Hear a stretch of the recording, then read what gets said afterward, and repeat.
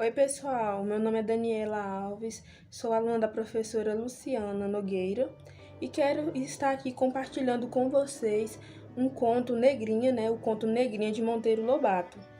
Negrinha. Negrinha era uma pobre órfã de 7 anos. Preta? Não.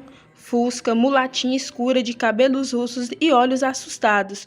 Nascera na senzala de mãe escrava e seus primeiros anos de vida vivera-os pelos cantos escuros da cozinha, sobre farrapos de esteira e panos imundos. Sempre escondida, que a patroa não gostava de crianças. Excelente senhora a patroa, gorda, rica, dona do mundo, amimada pelos padres, com lugar certo na igreja e camarote de luxo no céu. Entaladas as banhas no trono, uma cadeira de balanço na sala de jantar. Ali bordava, recebendo as amigas e o vigário, dando audiências, discutindo o tempo.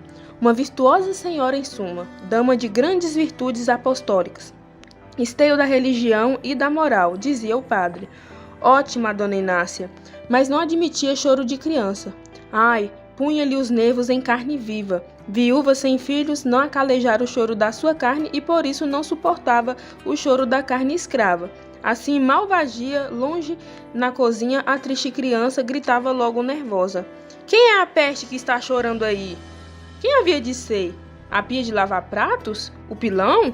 A mãe da criminosa abafava a boquinha da filha e corria com ela para os fundos do quintal, torcendo-lhe em caminho beliscões desesperados. Cale a boca, peste do diabo! No entanto, aquele choro nunca vinha sem razão. Fome quase sempre, ou frio desses que estanguem pés e mãos e fazem-nos doer. Assim cresceu Negrinha, magra, atrofiada, com olhos eternamente assustados. Órfã aos 4 anos, ficou por ali, feita gato sem dono, levada a pontapés. Não compreendia a ideia dos grandes. Batiam-lhe sempre, por ação ou omissão, a mesma coisa, o mesmo ato, a mesma palavra provocava ora risadas, ora castigos. Aprendeu a andar, mas não andava quase, com pretexto de que às soltas reinaria no quintal, estragando as plantas. A boa senhora punha-a na sala ao pé de si, num desvão de porta. Sentadinha aí, e bico, hein? Negrinha imobilizava-se no canto horas e horas, braços cruzados já a diabo. Cruzava os bracinhos a tremer, sempre com um susto nos olhos, e o tempo corria. O relógio batia 1, 2, 3, 4, 5 horas. Um cuco tão engraçadinho, era seu divertimento vê-lo abrir a janela e cantar as horas com a bocarra vermelha, arrufando as asas. Sorria-se então, feliz, um momento. Puseram-na depois a fazer crochê, e as horas se lhe iam a espichar trancinhas sem fim. Que ideia faria de si essa criança, que nunca ouvira uma palavra de carinho?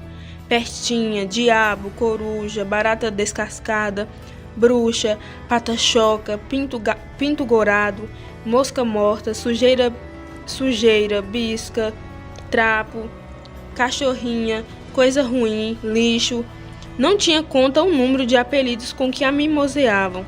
Tempo houve em que foi bubônica.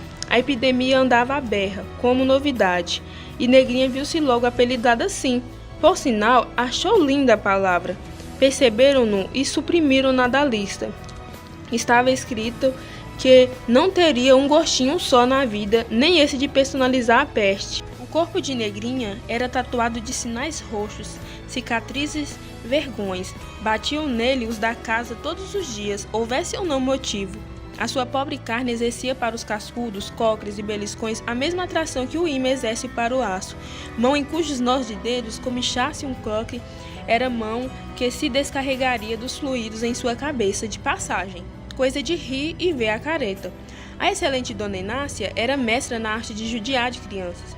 Vinha da escravidão, fora senhora de escravos e daquelas ferozes amigas de ouvir contar o bolo e estalar o bacalhau.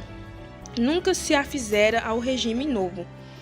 Essa indecência de negro igual a branco e qualquer coisinha, a polícia, qualquer coisinha, uma mucama assada ao forno, porque se engraçou dela o senhor, uma novena de relho, porque disse, como é ruim assinhar.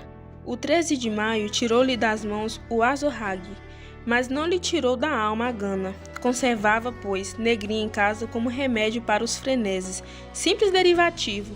Ai, como alivia a gente uma boa roda de cocres bem fincados. Tinha de contentar-se com isso, judiaria miúda, os níqueis da crueldade. Cocres, mão fechada com raiva e nós de dedos que cantam no coco do paciente. Puxões de orelha, o torcido de despegar a concha. Bom, bom, bom, gostoso de dar. E o duas mãos, o sacudido. A gama dos beliscões, do miudinho, com a ponta da unha, a torcida do umbigo, equivalente ao puxão de orelha, a esfregadela, roda de tapas, cascudos, pontapés e safonões a uma. Divertidíssimo! A vara de marmelo, flexível, cortante, para doer fino, nada melhor. Era pouco, mas antes isso do que nada. Lá de quando em quando vinha um castigo maior para desobstruir o fígado e matar saudades do bom tempo. Foi assim com aquela história do ovo quente. Não sabem? Ora, uma criada nova furtara do prato de Negrinha, coisa de rir, um pedacinho de carne que ela guardava para o fim. A criança não sofreu a revolta e atirou-lhe um dos nomes com que a mimoseava todos os dias. Peste! Espere aí, você vai ver quem é Peste, e foi contar o caso à patroa. Dona Inácia estava azeda e necessitadíssima do derivativo. Sua cara iluminou-se. Eu curo ela, disse desentalando as banhas do trono e indo para a cozinha, qual uma perua choca a rufar as saias. Traga um ovo. Veio o ovo.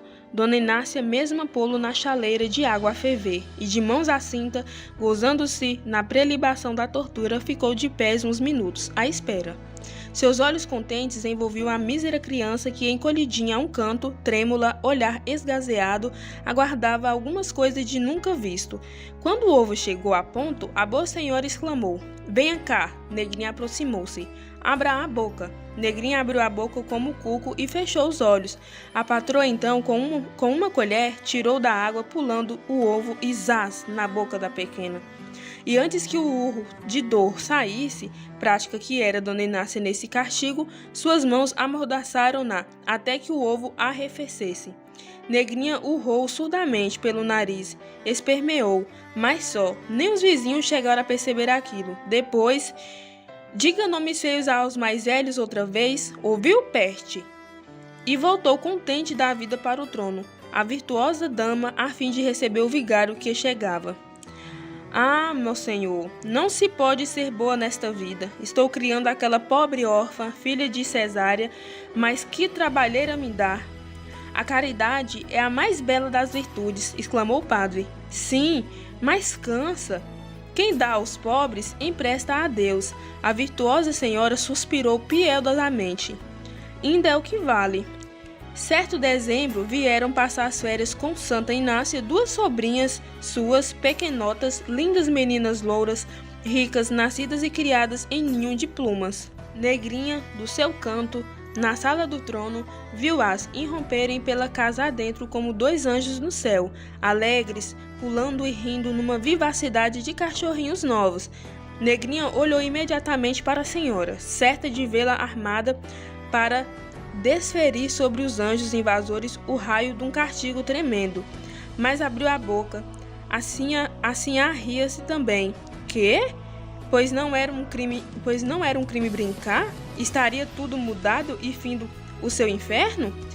E aberto o céu? No elenvo da doce ilusão, Negrinha levantou-se e veio para a festa infantil, fascinada pela alegria dos anjos. Mas logo, a dura lição da desigualdade humana chicoteou sua alma. Beliscão no umbigo e nos ouvidos o som cruel de todos os dias. Já para o seu lugar, Pestinha, não se enxerga? Com lágrimas dolorosas, menos de dor física que de angústia moral. Sofrimento novo que se vinha somar aos já conhecidos. A triste criança encorujou-se no cantinho de sempre. Quem é, titia? Perguntou uma das meninas curiosa. Quem há de ser? Disse a tia num suspiro de vítima. Uma caridade minha. Não me corrijo, vivo criando essas pobres de Deus. Uma órfã. Mas brinquem, filhinhas, a casa é grande, hein? A casa é grande, brinquem por aí afora. Brinquem? Brincar? Como seria bom brincar? Refletiu com suas lágrimas no canto a dolorosa Martizinha, que até ali só brincara em imaginação com o cuco. Chegaram as malas e logo, meus brinquedos, reclamaram as duas meninas. Uma criada abriu-as e tirou-os fora. Que maravilha! Um cavalo de rodas! Negrinha arregalava os olhos. Nunca imaginara coisa assim, tão galante. Um cavalinho e mais. Que é aquilo? Uma criancinha de cabelos amarelos que fala papá, que dorme. Era de êxtase o olhar de Negrinha. Nunca vira uma boneca e nem sequer sabia o nome desse brinquedo, mas compreendeu que era uma criança artificial. É feita? Perguntou extasiada. E dominada pelo enlevo, no momento em que a senhora saiu da sala a providenciar sobre a arrumação das meninas, Negrinha esqueceu o beliscão, o ovo quente, tudo e aproximou-se da criaturinha de louça. Olhou-a com assombro e encanto, sem jeito, sem ânimo de pegá-la. As meninas admiraram-se daquilo. Nunca viu boneca? Boneca? Repetiu Negrinha. Chama-se boneca? Riram-se as fidalgas de tanta ingenuidade. Como é boba, disseram. E você, como se chama? Negrinha. As meninas novamente torceram-se de riso, mas vendo que o êxtase da bobinha perdurava, disseram, estendendo-lhe a boneca, pegue. Negrinha olhou para todos os lados, ressabiada, com o coração aos pinotes. Que aventura, santo Deus, seria possível? Depois pegou a boneca. E muito sem jeito, como quem pega o senhor menino, sorria para ela e para as meninas, com relances de olhos assustados para a porta. Fora de si, literalmente. Era como se penetrara o céu e os anjos a rodeassem e um filhinho de anjo lhe viesse adormecer ao colo. Tamanho foi o enlevo que não viu chegar a patroa, já de volta Dona Inácia entreparou, feroz, e esteve uns instantes assim imóvel, presenciando a cena. Mas era tal a alegria das sobrinhas ante a surpresa estática de Negrinha, e tão grande a força irradiante da felicidade desta, que o seu duro coração afinal bombeou, e pela primeira vez na vida soube ser mulher, apiedou-se. Ao percebê-la na sala, Negrinha tremera, passando-lhe num relance pela cabeça a imagem do ovo quente e hipóteses de castigos piores ainda. E incoercíveis lágrimas de pavor assomaram-lhes aos olhos. Falhou tudo isso, porém. O que sobreveio foi a coisa mais inesperada do mundo. Essas palavras, as primeiras que ouviu doces na vida. Vão todas brincar no jardim, e vá você também. Mas veja lá, hein? Negrinha ergueu os olhos para a patroa, olhos ainda de susto e terror, mas não viu nela a fera antiga, compreendeu e sorriu-se. Se a gratidão sorriu na vida alguma vez, foi naquela surrada carinha. Varia a pele, a condição, mas a alma da criança é a mesma, na princesinha e na mendiga, e para ambas é a boneca o supremo elevo. Dá à natureza dois momentos divinos à vida da mulher. O momento da boneca, preparatório, e o momento dos filhos, definitivo. Depois disso, está extinta a mulher. Negrinha, coisa humana, percebeu nesse dia da boneca que tinha alma. Divina eclosão, surpresa maravilhosa do mundo que ela trazia em si, e que desabrochava afinal como fulgurante flor de luz. Sentiu-se elevada à altura de ser humano, cessara de ser coisa, e de hora avante lhe seria impossível viver a vida de coisa. Se não era coisa, se sentia, se vibrava. Assim foi, e essa consciência a matou. Terminadas as férias, partiram as meninas levando consigo a boneca, e a casa reentrou no ramerrão habitual. Só não voltou a si Negrinha. Sentia-se outra, inteiramente transformada. Dona Inácia, pensativa, já não atenazava tanto, e na cozinha uma criada nova, boa de coração, amenizava-lhe a vida. Negrinha, não obstante, caíra numa tristeza infinita. Mal comia e perdera a expressão de susto que tinha nos olhos. Trazia-os agora nostálgicos, cismarentos. Aquele dezembro de férias, luminosa rajada de céu, trevas adentro de seu doloroso inferno, envenenara ar, brincara ao sol no jardim, brincara, acalentara dias seguidos, a linda boneca loura, tão boa, tão quieta, a dizer papá e a cerrar os olhos para dormir. Vivera realizando os sonhos da imaginação, desabrochara-se de alma. A repentina retirada de tudo isso fora forte demais para a débil resistência de uma alma, com um mês de vida apenas. Enfraqueceu, definhou como roída de invisível doença consultora, e uma febre veio e a levou. Morreu na esteirinha rota, abandonada de todos, como um gato sem dono. Ninguém, entretanto, morreu jamais com maior beleza. O delírio rodeou-se de bonecas, todas louras, de olhos azuis, e de anjos, e bonecas e anjos rodamunhavam em torno dela, numa farândola do céu. Sentia-se agarrada por aquelas mãozinhas de louça, abraçada, rodopiada. Veio a tontura e uma névoa envolveu tudo, e tudo regirou em seguida, confusamente num disco. Ressoaram vozes apagadas, longe, e o cuco pela última vez lhe apareceu de boca aberta, mas imóvel sem rufar as asas. Foi-se apagando, o vermelho da goela desmaiou, e tudo se esvaiu em trevas. Depois, vala comum. A terra papou com indiferença sua carnezinha de terceira, uma miséria, 15 quilos mal pesados, e Negrinha ficaram no mundo apenas duas impressões, uma cômica na memória das meninas ricas. Lembra-se daquela bobinha da titia que nunca vira boneca? Outra, de saudade de nó dos dedos de Dona Inácia. Como era boa para um cocre. Monteiro Lobato, 1927. Bom, pessoal, como vimos aí, esse conto ele retrata um pouco, né, sobre o preconceito racial, né, sobre as desigualdades sociais, os maus tratos, algumas figuras de linguagem como o paradoxo, né, que a gente pode encontrar nas características das protagonistas, né, da protagonista e da antagonista, que são a protagonista da história é a Negrinha, né, e a antagonista é a Dona Inácia. Percebemos que a Dona Inácia ela tem um padrão melhor, mais sofisticado, né? Ela é gorda, né? É bem tratada.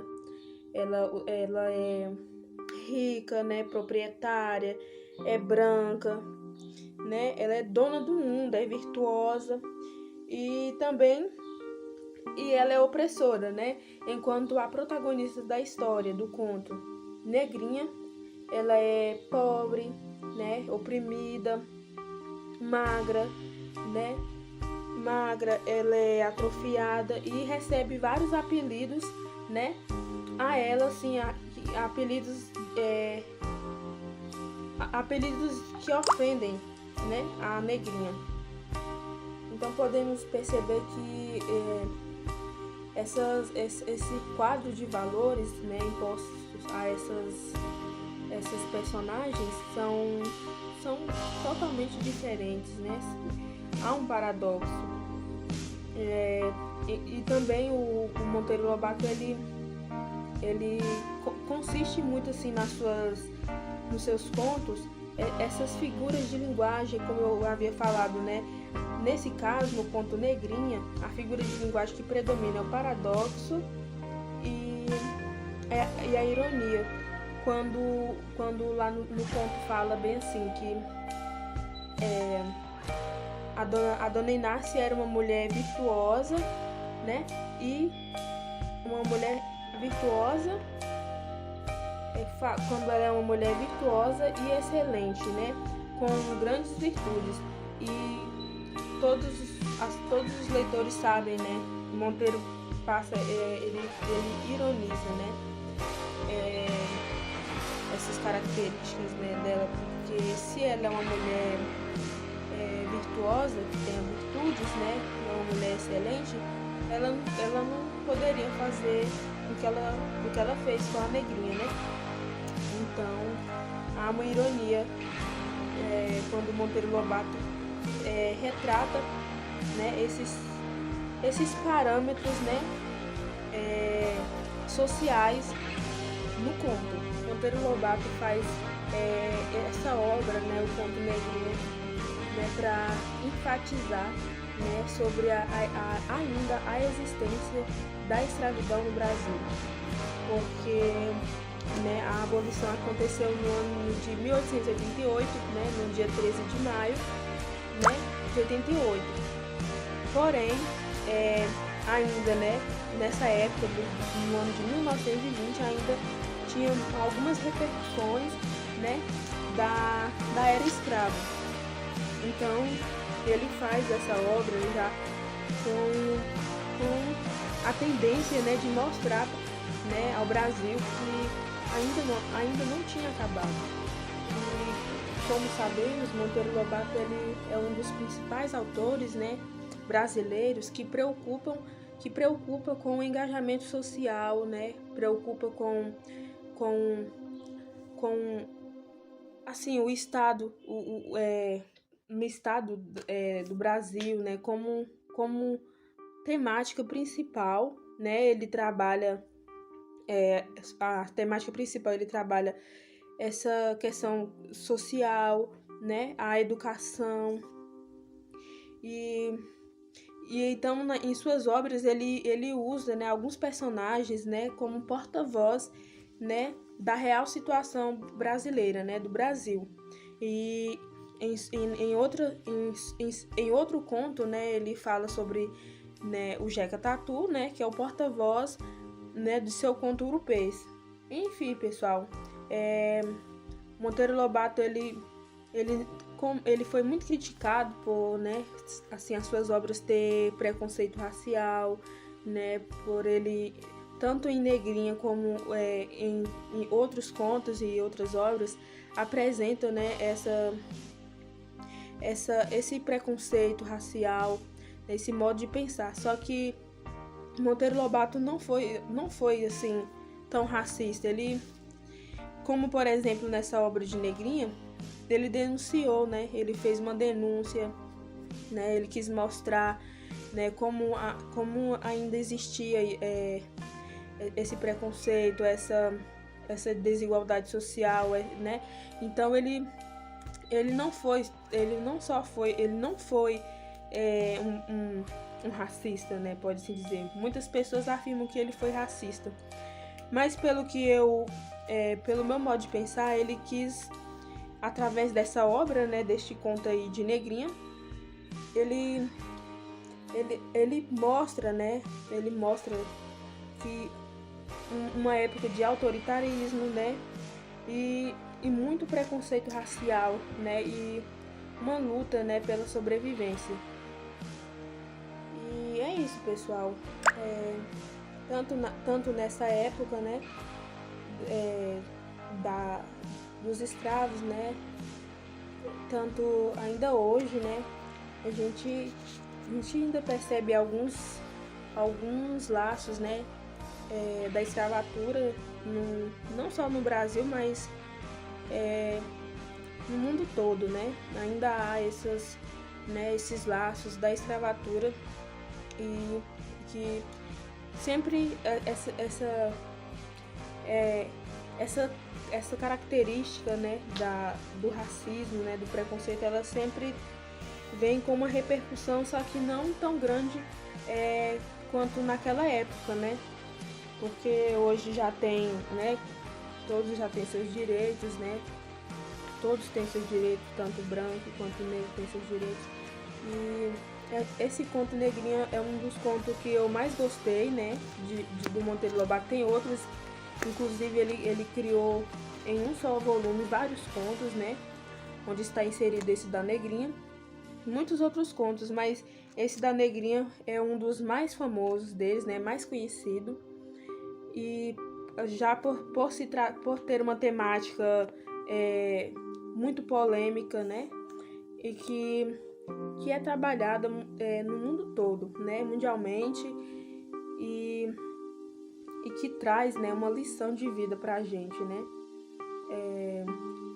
a ter um padrão ético, né, a gente tem que ter um padrão ético e saber lidar com essas coisas, né, porque essa questão de cor, né, ela gera muita polêmica, né,